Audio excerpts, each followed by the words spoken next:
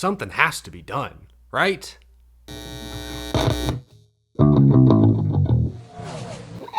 How's it going, y'all? My name is Eric. Welcome to Out of the Groove. Hope your weekend is going well. William Byron wins the Rick Hendrick 400 at Hendrick Motorsports Speedway, presented by HendrickCars.com. I kid, but in all seriousness, Hendrick Motorsports was the star of the show. 1-2-3 finish for HMS. Let's start there. We'll get to some of the other drivers, other top storylines, NASCAR's continued short track struggles in a few moments. William Byron gets his third win of the season. That 24 team is scary right now. They don't have any weaknesses. In fact, it seems every track now is a strength for William Byron, Rudy Fugle, that entire race team. Like, I had this race circled for Ford. Stuart Haas led a bunch of laps here last spring. Ryan Blaney and Penske Ford won the fall race. I thought this was Ford's time to shine. But William Byron was an afterthought. Didn't finish inside the top 10 in either Martinsville race last season. This was one of the few tracks he struggled at last year. Today, William Byron was objectively the best car in the field.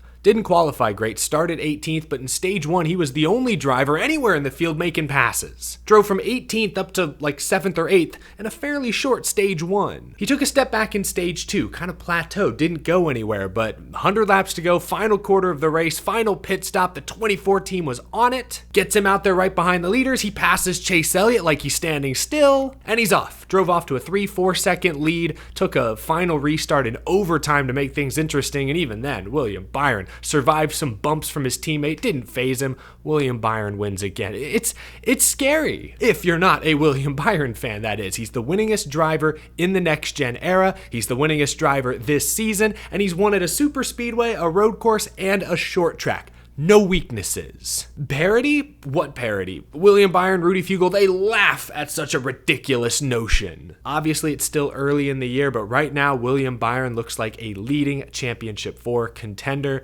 as does his teammate and today's runner-up finisher, Kyle Larson. Won the pole, won the opening stage, and has now surpassed Martin Truex Jr. as the new regular season points leader. Another great run for Cliff Daniels' bunch, and Chase Elliott scores his second top 5 finish of the season, a strong third. Led more laps today than he has all season. This was the first race in months that I bought Chase Elliott as a legit race win contender. Third place finish, add on 15 additional stage points, a great points day for Chase Elliott. Just a great day all around for Hendrick Motorsports. Let's go ahead and take a look at the top finishers. I don't want to neglect Alex Bowman, though he finished 8th a bit further down the leaderboard. He does have 3 top 5 finishes on the year, so he's been good this season, just wasn't quite as good as his Hendrick teammates today. Though, if you've watched NASCAR regularly for the past 2 or 3 years, I think this Hendrick pecking order won't surprise you. Today was a Hendrick Chevrolet kind of day with some Toyota sprinkled in there. Denny Hamlin won stage 2, was able to work his way around both Bubba Wallace and Joey Logano in the final laps to take the lead and get that playoff point. At that point in the race, it was the first time all day we'd seen someone pass their way up to the front, take the lead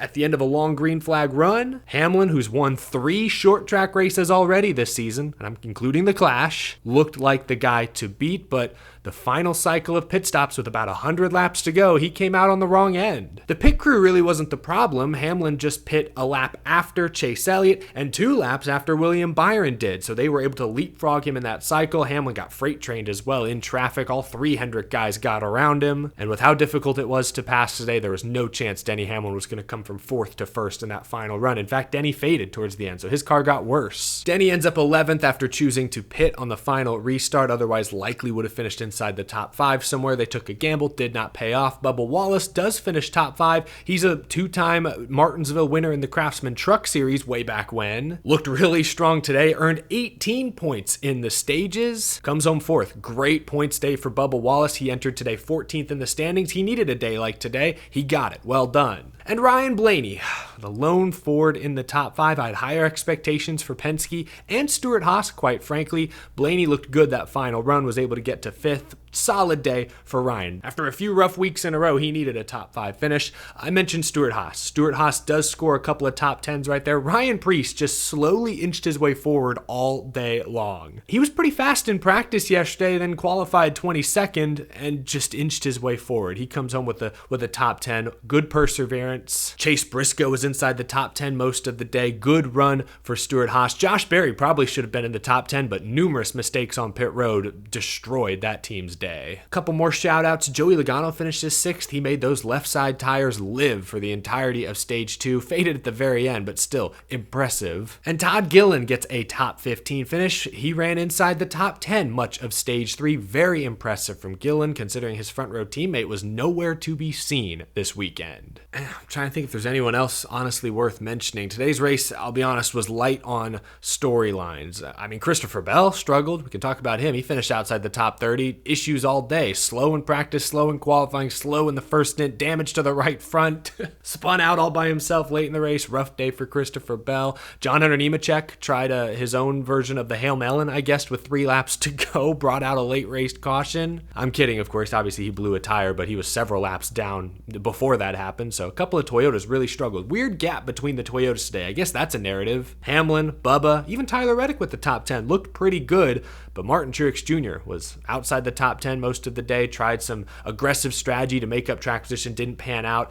Jones with a decent run for Legacy, but I just mentioned John Hunter, his teammate, terrible. Ty Gibbs was mid-pack all race long, so Toyota's inconsistency surprised me. And like I said, I guess I hoped Ford would be a little better today, but I did not foresee William Byron showing this kind of dominant speed again, considering his struggles at Martinsville last year. I mean, I guess that's about it. Hey, at least we're not talking about another late race restart controversy. I was studying William Byron's car like a hawk there. He did not jump the start. He actually went kind of late in the box. Maybe a little later than I would have gone, allowed Chase Elliott to roll up even with him. Actually had a slight advantage going into turn 1. Things got dicey, but William Byron prevailed. There's your top finishers. I joked about this race being so Hendrick Motorsports heavy. Look, they ran up front. Their cars were good today. Of course they're going to get talked about, but boy, I feel for all the non-Hendrick Motorsports fans out there, because that had to be a brutal broadcast to sit through. Not only were the Hendrick cars dominating the race, but goodness me, how many times did they cut to those Hendrick Motorsports guests in turn 2? How many times did Clint Boyer randomly plug Hendrick's car dealerships? Look, I get it. Hendrick Motorsports is NASCAR's most successful team, widely popular team. They're celebrating an impressive milestone anniversary. And again, their cars were running up front. Look, if any team was going to get that kind of preferred spotlight from the broadcast, it would be Hendrick Motorsports on a day like today. Still, it was a grind to sit through. And I'm very objective when it comes to Hendrick Motorsports. I've been accused of being a Hendrick hater. I've been accused of being a Hendrick homer. That tells me I'm doing something right. I think I'm very fair. As an objective viewer, I feel like the Hendrick Motorsports propaganda was laid on just a little thick today, but you can't argue with the results. They finished 1, 2, 3. I mean, you hate Hendrick Motorsports so much, beat them. Just beat them on the racetrack. That's the easiest thing to do. Wasn't easy today. Let's talk about the short track package, because it's election season. I'm campaigning on the back of a simple promise. Well, not a promise. I don't know how to do this, but this is what needs to happen. NASCAR desperately needs to save the short tracks. This is the 3rd Martinsville spring race in a row that has just been unacceptable. It's not a good product. We talk all the time about NASCAR pulling different levers. They've continued to make aero changes to the cars at NASCAR's slowest tracks. Goodyear has dabbled with different tires. This was the same tire combination that was run here in the fall. But none of these changes, in my opinion, and I think many others' opinions at least, have been aggressive enough to actually dramatically change the short track racing product. Look, I've said this time and time again. NASCAR racing is best when the cars and drivers are uncomfortable. And the way this car corners at Martinsville with the shifting, it's nearly impossible to wheel hop. If you get too wide, just drop a gear and go. The tires are wider, much more grip, much more forgiving. We saw plenty of contact today, lots of beating and banging, but who spun out? Christopher Bell that one time? Apparently there was a crash on the last lap. Fox never showed us a replay, so didn't exist in my eyes. That's not Martinsville Speedway. That is not NASCAR short track racing. Too hard to pass, not enough tire wear, tire fall off. The drivers are just way too comfortable. The cars drive way too good. That does not equal good NASCAR short track racing. So it's time, finally, I hope, for NASCAR to pull a more serious lever.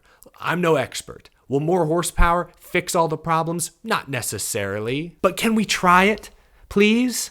I get maybe not for this year, but for 2025, can we just at least bump it up to 750 or 800, please? Just to say we tried it. I know last year at Phoenix during the offseason, they were going to test an all-new transaxle to try and eliminate shifting. They scrapped that at the last minute. Can we test that? Can we, maybe get back to that project and try to make something like that happen? The shifting has to be eliminated at short tracks, I believe. And the tires.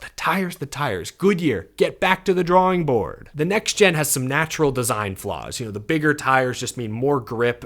That's a tough box to work within. In a perfect world, we'd redesign part of the next gen car for short tracks, but I don't think that's realistic. So all I ask is that Goodyear continues to push the envelope, push the boundaries, be aggressive. If some tires blow out, I promise I won't complain. We saw by their reaction at Bristol a few weeks ago. Most fans loved that race, yet Bristol, during the event, was kind of trying to walk it back. Oh, we're sorry, we didn't mean for this to happen. We don't care if it was an accident. Give us more. All of these changes, I understand, are easier said than done. Again, I'm sitting here practically on my couch. I'm an armchair quarterback on Monday morning telling much smarter engineers how to do their jobs. I realize how ridiculous this sounds. What I do know is that short track racing is an extremely important part of NASCAR's DNA. Every driver in that Cup Series race today raced at short tracks at some point on their journey. Short track racing connects NASCAR to its roots. And right now, the Cup Series short track product is unacceptable. 3 straight spring Martinsville races that have not been up to snuff. The racing at North Wilkesboro, at least for the Cup cars, sucked last year. After last week, we're talking about Richmond Raceway losing a date. Bristol's spring attendance is still not great. The Auto Club short track project hasn't gotten off the ground. That's why I'm running for office this year. No, I'm not actually, but that's why we need to save the short tracks. And that starts with a complete overhaul of the short track package. We can't keep talking about aerodynamics. At some point, we have to get deeper. Everyone has a different idea of what needs to be changed. I'm just echoing what I've heard smarter people say that we've talked about on this show for years now. More horsepower, maybe. Changes to the tires, more wear, sure. Get rid of shifting. I don't know how to do that, but it needs to be done. Without dramatic changes, I fear fans are going to fall out of love with short track racing altogether, and that is not good for the health of NASCAR. That's all to say that today's race wasn't terrible by any means. Was it bad by Martinsville standards? Sure, yeah. For years we came to expect a lot more action, a lot more drama, more intrigue from our Martinsville Speedway event, so this fell short. But was this actually a bad race? I don't really think so, but let's put this on the Groovy gauge. All year long, the Groovy gauge is powered by electric e-bikes. Head to electricebikes.com. Link is down in the description to learn more. The late race restart added some drama. I'm glad the most deserving driver in car still won the race. But before that final restart, things were shaping up to be anticlimactic. Byron had a 3-4 second lead. Yeah, Chase Elliott had eaten into it some in traffic, but the lead was never in any real danger. There was a good amount of action mid-pack. We never really saw guys wreck, but we saw tons of bumper-to-bumper, door-to-door contact. And even up front, there were some surprises. Byron passed a ton of cars in stage 1, but we kind of forgot about him in stage 2. He just kind of hung out in 7th place. But come stage 3, especially that final cycle of green flag pit stops, boom, William Byron, Rudy Fugle, they're right there in the mix. Shot out of a cannon. Denny Hamlin went from perhaps the best car in stage 2 to barely a top 5 car in stage 3. So as the track changed, drivers and cars changed. So that was interesting. Today's race was disappointing by Martinsville standards, for sure. And I think much of the negative sentiment I've seen on social media is compounded by the other lackluster short tracks we've seen the past couple of years. Richmond last week, not a great race. Bristol was, but that, with the tire wear, the weird conditions, that's an outlier. Like I said, 3 years of next-gen spring Martinsville, 3 years of mediocre at best races. I thought today was better than 2022 for sure, and I was there for that one. I'm going to give this race a 45% on the Groovy gauge. I would say this was a slightly below average race, especially by Martinsville standards. So 45% for me, not terrible, not unwatchable, but forgettable. Unless you're a Hendrick Motorsports fan, you're not going to think about this race in a month. You're just not. I highly doubt it. But let me know what you thought of today's, I don't even know what the race was actually called. I'm just going to call it the Hendrick 400 at Martinsville. Let me know what you thought of today's Hendrick Motorsports 400. Leave a comment. That's actually crazy. I don't even know. Did they ever say the name of the race today? They talked about Hendrick Motorsports a ton. Did Hendrick pay for that advertisement? Because I know the title sponsor of the race certainly did. What was today's race called? Hold on. We can't move on until I think of this. Who was it? Wasn't it like the NOCO 400 a couple of years ago? What the hell was it called? Did it have a name? Was it just like the Martinsville 400? I know that happens sometimes. Cookout sponsored this race? The Cookout 400? Oh man. You know, I did see some of their signage around the track. I don't feel like they said the name Cookout once on TV. That stinks. Cookout honestly sounds kind of good right now. Too bad I'm all the way in Texas. I don't think they've made their way this far west just yet. Somebody let me know if Cookout comes to the Dallas-Fort Worth area. I will be there. I will check it out. Leave a like if you enjoyed this video. Subscribe if you're new to the channel. We talk NASCAR every week, all year long. Every Sunday night, we're reacting to the latest races. And a huge thank you, as always, to my very generous Patreon supporters. I will see you all again probably tomorrow. Apparently, there's some sort of total eclipse passing through. Feels like the entire city has gone mad preparing for this event. So assuming I survive, you'll probably hear from me again tomorrow. Have a wonderful rest of your weekend, folks. Thanks again for tuning in. And one more time, NASCAR, good year. Do what needs to be done.